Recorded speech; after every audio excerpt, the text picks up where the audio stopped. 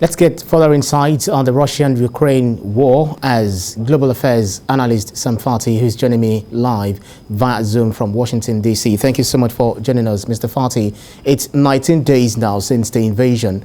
Russian-Ukrainian representatives have resumed talks in a bid to end weeks of fighting. But this is as Russia continues to pound Kiev. What progress do you think has been made so far to resolve this crisis? I think one thing that they're trying to do is the talks. Now, the talks are holding, but the question is, are they gaining any meaningful steps towards ending this conflict?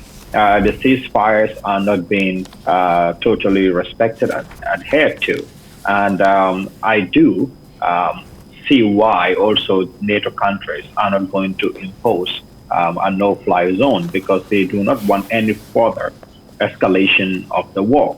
However, I know there are other arms supplies that have been streamed across the border from Europe into Ukraine to Kiev for them to defend themselves. And NATO has warned Russia that if their convoy is attacked, they will retaliate.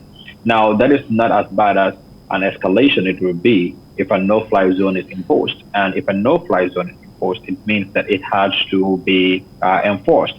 The question is who would enforce it. If NATO nations are enforcing it, that's the ultimate escalation, and they're trying to avoid that by all means necessary right now.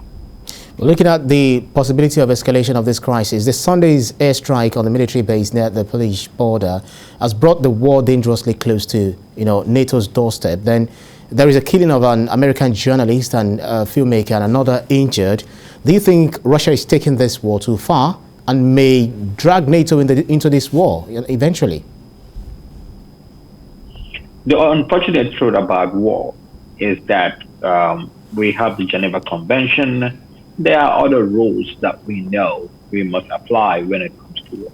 But when conflict is occurred and there are assaults on cities and cities are under siege, I mean, bullets and bombs do not know who is a journalist or who is a civilian. Generally, these are done very indiscriminately. War crimes are committed during war, whether it is in Africa, whether it is in Europe, or it is in Syria, or somewhere in the Middle East. So regardless of where you are, these war crimes are committed. Now, if it's powerful countries that are conducting this war, it becomes very difficult to hold them responsible when it comes to international law. I mean, historically, we have seen in the U.S. soldiers and contractors commit war crimes. You have some that have been prosecuted, but you have a lot of them too that have not been prosecuted. We are seeing the same thing Russia is conducting indiscriminately and without rumors or regrets in Ukraine. And so they feel that nobody is also going to hold them responsible. Now, the question is, will Russia hold any general or any soldier responsible for any war crimes after the fact? It could happen. But again, maybe very junior soldiers, just like in any other country, are going to take the fall for it, not those that are truly responsible for this. Now, the death or the killing of a journalist during the war is very unfortunate. But again, as reporters, it is the kind of risk that we take when we go into such territory, especially when you have an adversary that don't have no respect for human rights at all. And we can see that the onslaught that Vladimir Putin and his army is taking. I mean, even when civilians are trying to use the agreed safe corridors to leave their cities, they have been bombarded, they have been shot at, and they have been killed. So the crimes are there, it is obvious, and the killing of the journalist Renaud is a very good example of how indiscriminate the Russians have been acting in Ukraine. Well, let's look at what China says. I read earlier that China says the claim by U.S. officials that Russia asked Beijing to provide it with military assistance in Ukraine is disinformation. Recent weeks we've been talking about China's body language to, this Russia-Ukrainian war, where China, even on its own state media, referred to the invasion as special operation. The same way Russia is also referring it in its own country and states media.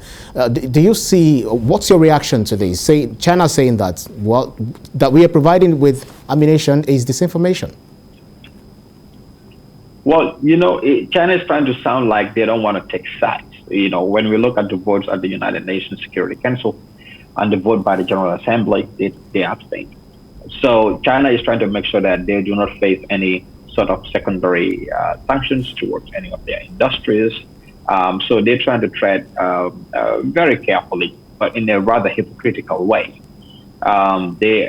However, we know very well that the economic and financial sanctions that Russia is facing, even though China is going to be supported, especially when it comes to processing their bank payment, it's not enough. It's not going to suffice for them. So while China is trying to tread carefully, and I would say in a rather hypocritical way again, the fact is that China supports Russia. Yeah. China is Russia's biggest ally when it comes to this war. Of course, you have other smaller nations like Belarus and others, but for them to at least help keep their economy afloat, China is going to be their biggest supporter, and they are supporting Russia.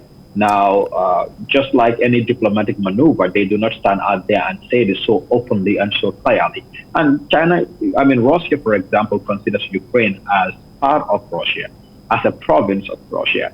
Now, they don't make this apparent and they don't say this as often as China says it when it comes to Taiwan. So China is trying to be careful as they try to measure what their next step towards Taiwan is. This is part of their one China policy.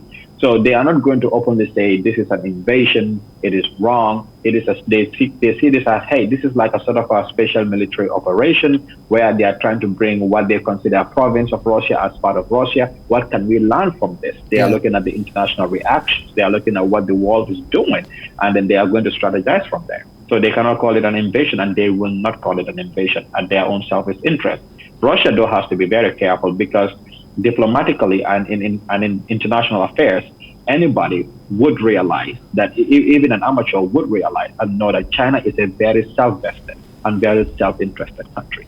Right, we'll continue to monitor these developments, especially with the talks that is ongoing, and see where it's going to lead, because the foreign minister for Ukraine is already saying that they're more than likely to achieve make meaningful achievements at the end of the talks. Thank you very kindly, Sam Phatey, Global Affairs Analyst. Thank you so much for your insight. My pleasure.